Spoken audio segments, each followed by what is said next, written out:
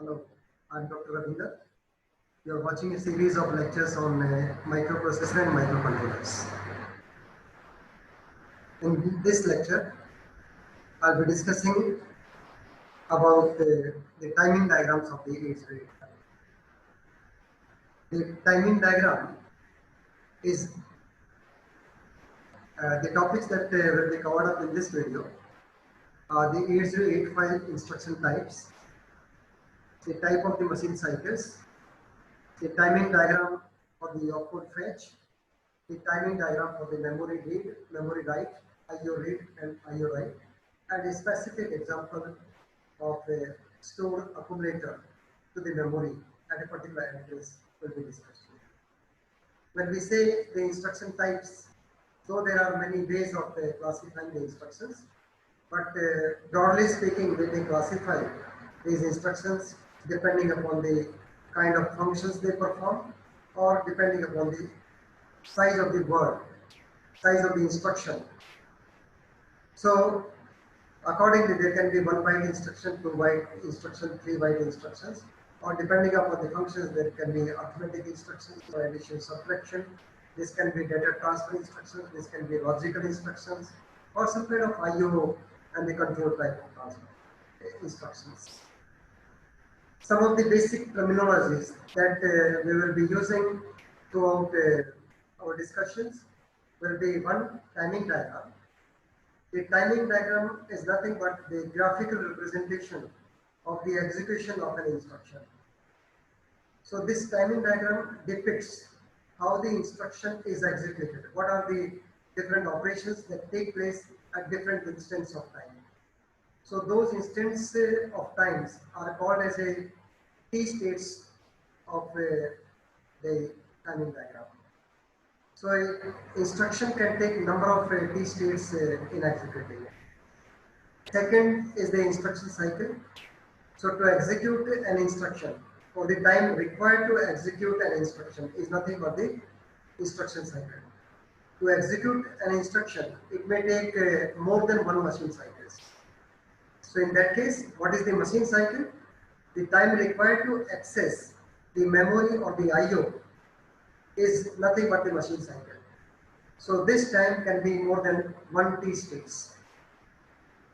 Now when we call about the T states, so every processor, they are driven by some kind of clock, and these clocks are nothing but continuously ticks, the rising and the falls.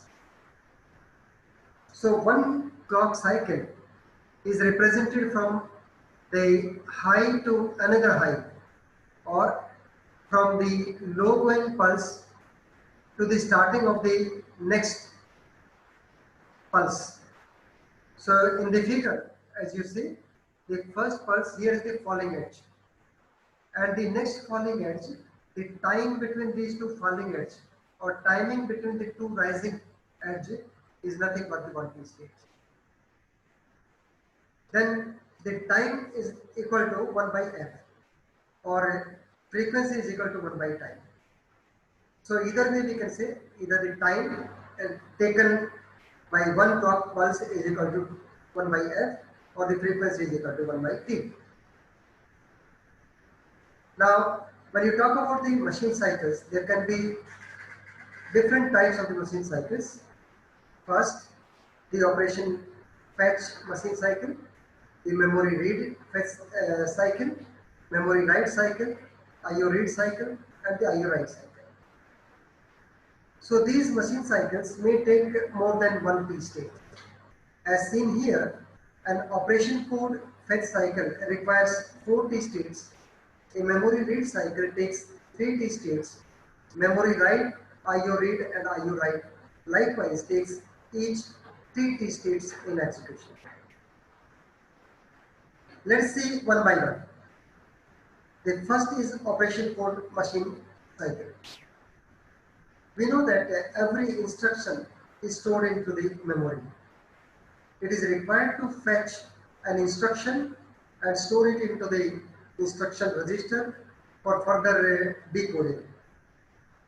So the time required in fetching this instruction from the memory and breaking it into the 8085 is nothing but the operation code fetch machine cycle.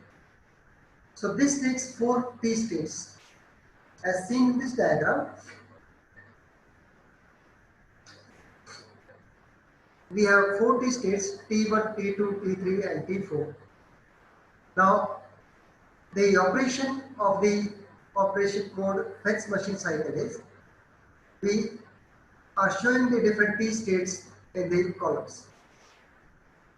8085 generates a 16-bit address to fetch an instruction from the memory.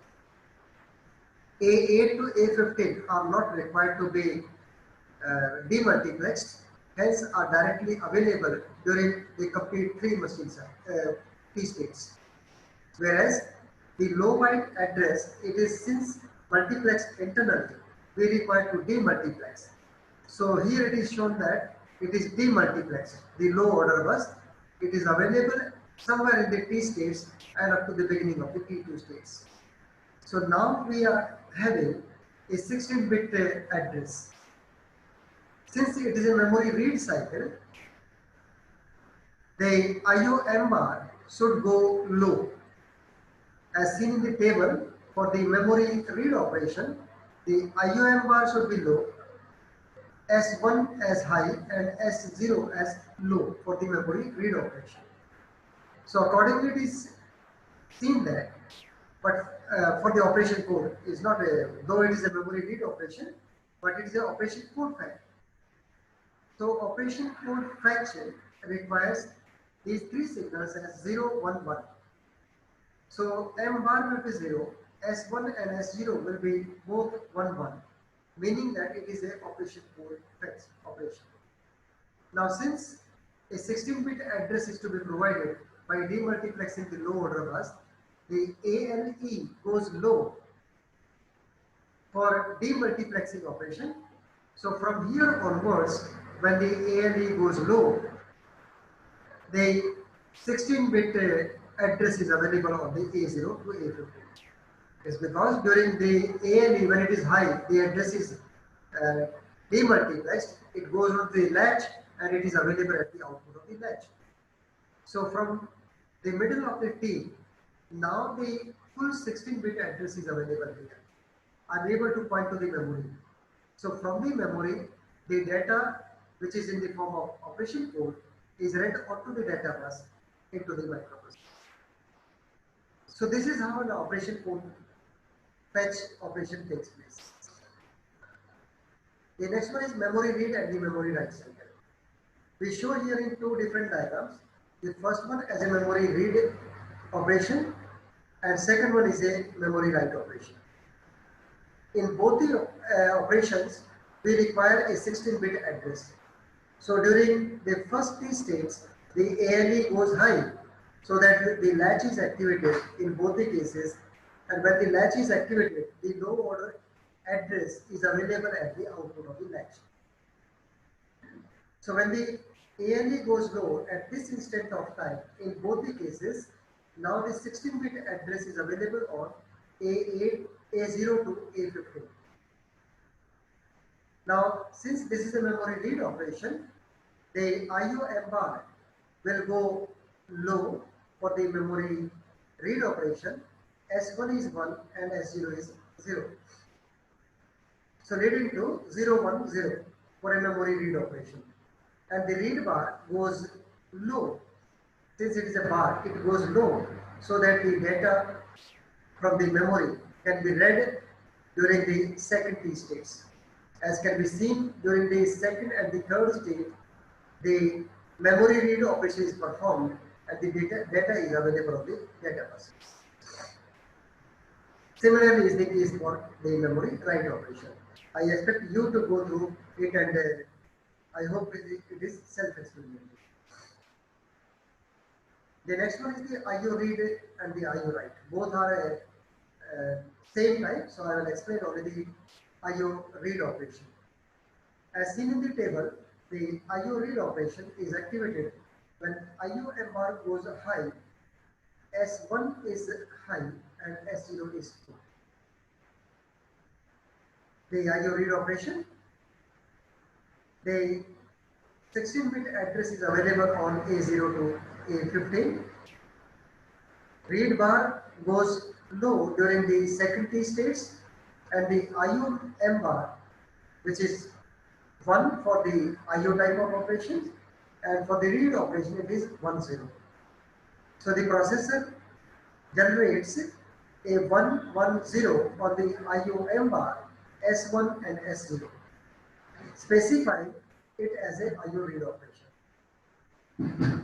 For IO read operation, the data then is read onto the data bus from the IO devices and fetched or brought into the microprocessor. So this completes the IO read cycle. Remember that both the memory read and memory write, and IO read and IO write, so they take the T states in completing the task. Let's now take a specific case of a operation called fetch cycle. As seen, this particular instruction is a 3-byte instruction. STA is 1 byte, 5, 2 and 6A are the addresses, which are 2-byte addresses. So we are to store the content of the accumulator at this address. So first this instruction has to be fetched from the memory. So this will require, since the instruction is 3 byte, it is written at 3 consecutive locations. So the first location contains the operation code. So we have to fetch this operation code, which will require 4 T states. Then we have to perform a memory read operation on the 2 next consecutive addresses and get this address where the data is to be written to. So the total number of T states required in performing or executing this instruction is 4 T states for the STA, 3 T states for the first memory read operation, another 3 T states for another read operation. Then we have to write at this address. Again, a memory write operation will require 3 T states. So in all, 4 plus 3, 7 plus 3, 10 plus 3, 13. A total of 13 T states are required in executing this. First 4 T states, the address is required to be latched on the output of the latch, so that the 16-bit address is available here. So this address is available for the first 3 T states. The last 1 T state doesn't require the address. It is for the internal operation. So the operation code STA, whose code is 41 hexadecimal, is fetched onto the data bus and brought into the processor. Next, the address is incremented, and that incremented address now points to the next address. So next address contains the 6A. So the content is 6A at the address 42. So at this address 42, which is into the A0 to A15, at this address another memory read operation is performed, and this content 6A is brought into the accumulator, because this is the address which is to be initialized for storing the data. Then the high order, that means the next address. The next address is 43. So at 43H, the next content is 52. So that is brought again into the processor. So this constitutes another address. That address is 526A. So at this address 526A, then the content of the accumulator is transferred to the memory through the data bus. So this is how the machines, the different operations takes place inside the processor, and all those operations can be graphically represented in the form of the timing diagram. So to summarize, the different operations or the different machine cycles are in the form of the operation code fetch cycle, memory read operation, memory write operation, IO read operation, IO write operation. And the operation code fetch operation takes 4 T states, and rest all the machine cycles it takes 3 T states. There can be only one operation, that is the operation code fetch, and followed by another memory read or the IO read and the IO write or the memory write operation, leading to 4, 7, 10 or more than 10 T states for executing an instruction. So that's all in this video. Thank you. See you in the next class.